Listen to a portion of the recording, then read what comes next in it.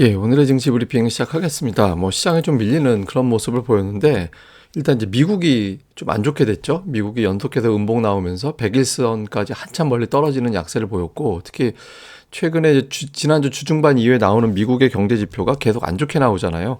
그러니까 경기 침체 걱정되고 금리는 계속 올라가고, 그러니까 이런 어떤 상황에 대한 부담이 있죠. 여기에다가 이제 중국 증시도 오늘따라서 또 많이 밀렸습니다. 그러니까 우리 오전장의 장중에 좀 낙폭이 회복되기도 했었는데, 그러니까 중국이 확 빠지면서 중국의 리오프닝 좀 늦게 되는 거 아닌가? 그러면 내년도 성장 어려운 거 아닌가? 이런 어떤 걱정이 되면서 낙폭을 줄였다가 오후 들어서 이제 다시 결국엔 밀려버리는 그런 형태가 나왔습니다. 근데 이제 차트에도 좀 특이한 건 6주 연속 빠지고 있거든요. 오늘 월요일이라서 6주 연속 빠졌다 이렇게 단정할 수는 없는 건데 좀 두 가지 측면에서 좀 고민이 되죠. 하나는 보시다시피 이게 주봉에서 20주선 계속 아래에서 머물다가 20주선 돌파한 상태였거든요. 근데 지난주에 살짝 깨고 오늘 아직까지 그 선이 저항으로 작용하는 형태가 되고 있어요. 양봉 하나로 틀어막고 있는 거긴 한데 이 양봉에서 벗어나기 시작하면 그 다음 양봉 하단까지 또 지지선이 바뀌게 되기 때문에 그러니까 20주선과 이 양봉 하나가 있는 가장 강력하게 6주 동안 지탱해줬던 이게 지켜내는지가 중요하죠. 사실 우리나라가 제 기억으로는 2008년도 이후에 6주 연속 하락한 적이 없거든요. 그러니까 이번 주에 웬만하면 반등이 나와야 정상이에요. 과거 패턴으로 본다라면. 근데 6주 연속 하락한 거, 5주 하락한 거 쳐놓고는 또 낙폭은 별거 아니고 좀 이제 시장이 좀 어중간하긴 하지만 어쨌든 기술적으로는 통계상으로는 반등이 나올 만한데 지금 아슬아슬하게 내려와 있는 그런 상태가 되고 있습니다.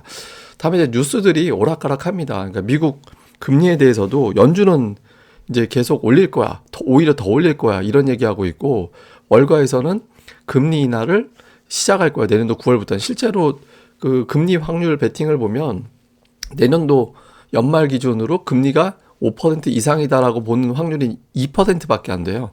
98%가 금리 인하 쪽에 베팅을 하고 있는 상태거든요. 근데 연준은 되게 강경하잖아요. 그러니까 왜 이렇게 낙관적인지 모르겠다라는 표현까지 지금 하고 있죠. 그래서 이게 이제 충돌이 되면서 시장이 이것도 저것도 아닌 상황이 되고 있고, 그 다음에 이제 제로도 중국이 위드 코로나 이제 때 가야 되는데 지금 화장장이 24시간 풀 가동되고 있다. 그래서 향후에 엄청난 사람들이 사망할 수도 있다. 이런 재료들, 그다음에 현대차 관련해서는 또 IRA 직격탄을 맞아서 신저가 내려가고 있고 이게 이제 그 세부 세치가 또 연말에 또 공개가 될 텐데 그러면 또 한번 빠질 수도 있다. 이런 어떤 걱정이 있고 반면에 이제 중국이 어쨌든 지금 상황에서도 위드 코로나 포기한다라는 발언이 없었다. 5% 성장한다더라.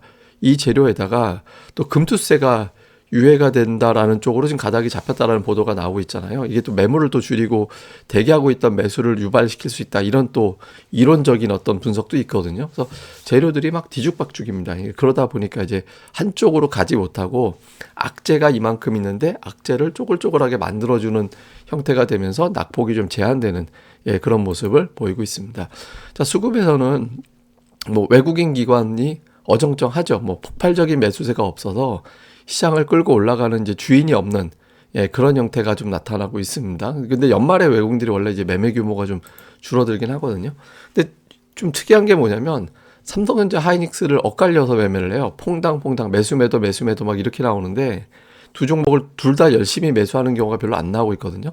근데 오늘 어쨌든 자동차 매도했고 그 다음에 이제 삼성 SDI도 좀 매도했고 반면에 이제 SK 하이닉스, H&M, 카카오, 하이닉스를 계속해서 매수를 해줘야 이제 좀 실적 바닥론에 힘을 실어주나 보다 이런 분위기가 될 텐데 이제 그런 게 아니고요. 그리고 이제 서비스 업종에 해당되는 카카오, NC소프트, 크래프톤 이런 것들이 이제 매수 상단에 있는 게 좀 특징이었고요. 기관은 이제 자동차, 2차 전지, 그러니까 자동차와 2차 전지를 좀 엮으면 이제 전기차로 엮을 수 있는 종목인데 이제 테슬라 여파 때문인지 몰라도 이쪽에 매도를 했고 자동차 현대기아는 테슬라 때문에 빠진 건 아니고 그다음에 매수는 또 IT를 샀어요. 삼성전자, 하이닉스, 삼성전기까지. 다음에 네이버 카카오를 또 매수하고. 그러니까 자동차와 2차 전지 팔아서 인터넷과 IT를 샀다. 그러니까 이렇게 이제 보여지고요. 코스닥 쪽에서는 이제 외국인들 같은 경우는 2차 전지, 엔터, 게임주 이렇게 골라서 담는 그런 형태를 보인 게 특징이었습니다. 그래서 그러니까 2차 전지 쪽을 오늘 주가가 그렇게 썩 좋지는 않았는데 그쪽을 외국인들은 다시 담았고 기관들은 역시 이제 미디어 그다음에 통신 장비, 엔터, CJEN의 스튜디오 드래곤, YG, JYP 이런 거 다 들어가 있잖아요. 그다음에 통신 장비 쪽에서 에이스테크라든가 뭐 이런 것들이 또 매수에 또 포진해 있는 그런 형태를 보였습니다. 그러니까 지금 코스닥이 좀 세다 싶은 거는 기관이 그날 들어가는 종들이 좀 세거든요. 그래서 기관들이 이제 틈새장에서 어떤 시장 주도주 게임을 벌이고 있다. 이렇게 보시면 되겠습니다. 자, 이슈를 보면 미국이 지난주까지는 만기 때문에 빠진 거야, 금요일이. 뭐 이렇게 이제 해석을 하고 있거든요. 그래서 우리 시장이 이렇게 큰 충격을 받지는 않았어요. 근데 이게 이제 오늘 되게 많이 빠지면 우리 증시가 생각보다 더 많이 빠질 수도 있거든요. 그러니까 미국이 만기 때문이 아니라 이제 다른 재료가 있구나 이렇게 이제 우려가 될 수도 있어서 오늘 미증시가 어지간하면 좀 버텨지는 그런 흐름이 좀 나와줘야 되는 상황이고요.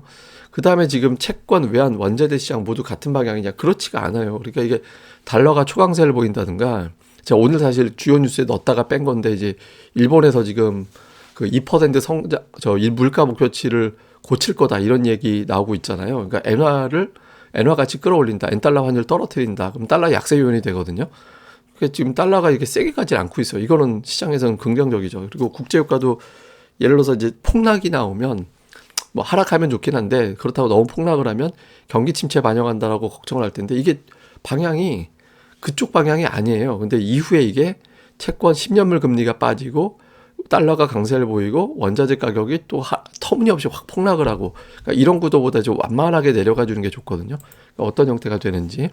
그다음에 이제 외국인들이 매매는 연말에는 줄입니다. 근데 그러면서 이제 중소형 장세로 계속해서 이어지고 있어서 이쪽이 순환이 될 것 같은데 그 가운데서도 외국인들이 이제 좀 한두 개 업종은 대형주 쪽에서 좀 매수를 붙여줄 가능성도 있거든요. 그래서 이번 주에 어느 대형주 쪽으로 가는지, 그러니까 수출로 가느냐 아니냐 그걸로 보면 될 것 같고요.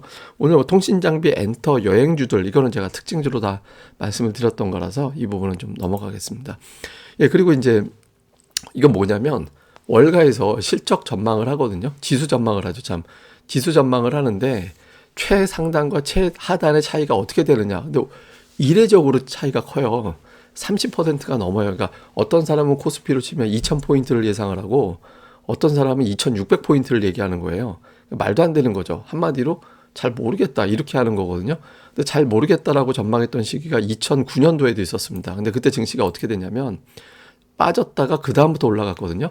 걱정이 많은 쪽에서 먼저 반영이 돼서 이제 빠졌다가 이 정도면 걱정한 거 비해서 좀 기업들의 실적도 이제 바닥을 이미 친 것 같은데, 그리고 정책이 돌아섰는데라고 하면서 이제 쭉 하고 돌아서 이제 강력한 상승 쪽으로 돌리는 모습이 나왔었죠. 근데 최근에 먼저 하락하는 쪽으로 반영이 되고 있는데 이게 이제 연말 연초에는 조금 반전이 나올 가능성도 있습니다. 그래서 어떤 게 계기가 될지는 좀 봐야겠죠. 그러니까 지금 20일 마이크론 테크놀로지 1월 초에 삼성전자 실적이 계기가 될지, 아니면 이제 그 다음 이제 FOMC 때까지는 좀 갈지, 아니면 1월 또 CPI 나올 때가 될지, 이런 어떤 일정에 따라서 좀 변곡이 나올 수 있어서 뭐 예전과 같은 상황에서 갑자기 시장이 확 바뀔 수도 있어서 요건 좀 주목을 해봐야 될 것 같습니다. 그 다음에 이제 제가 준비한 건 추억의 시리즈. 오늘은 옛날 만화책, 보물섬, 어깨동무 뭐 이런 거 있잖아요. 이런 것들 보시고 그 보물섬에 있었던 건가? 보시면 그 이제 그라운드의 표범이라는 만화가 있었거든요. 그래서 이 사람이 뭐 심장병인가 뭔가 걸려가지고 뛰지 못하는 선수가 돼서 뭐 스핀킥을, 그러니까 바나나 킥을 열심히 연마해서 축구에서 걸어다니면서 바나나 킥으로 모든 걸 다 이기는 뭐 그런 스토리가 있었어요. 그래서 옛날에 이런 만화책들 많이 보셨을 것 같아서 또 준비를 해봤습니다.